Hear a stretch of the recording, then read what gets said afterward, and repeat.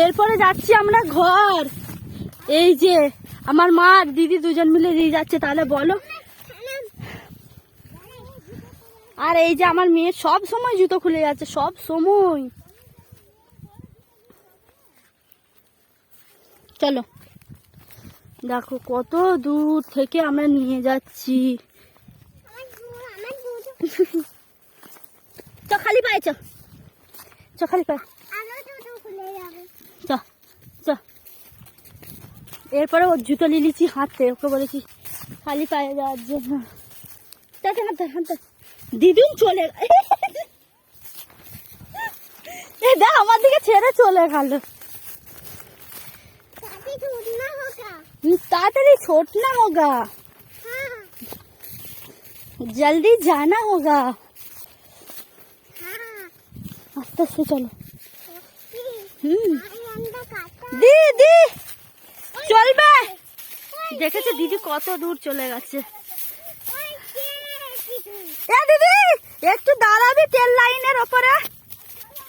হ্যাঁ দাঁড়া। এই যা, আমার মেয়ে শুধু পড়েই যাচ্ছে। হ্যাঁ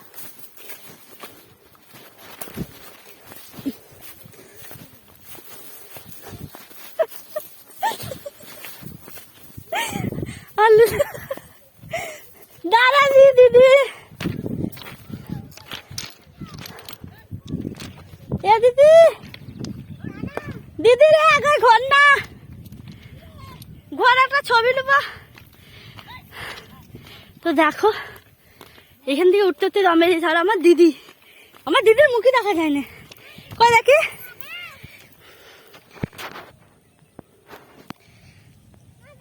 চলো আয়, একে পেছনে রেখে দিয়েছি। আর আমাদের ঘর ওই সেটা অনেক দূর যেতে হবে।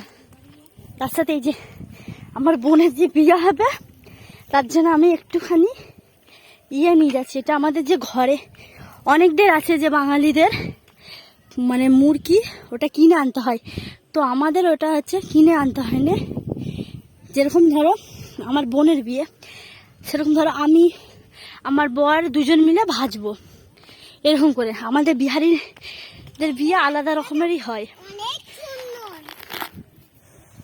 চলো চলো চলো,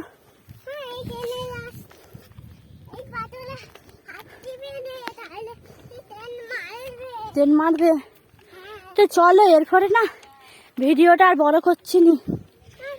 তো তোমাদের যদি ভিডিওটা ভালো লাগে,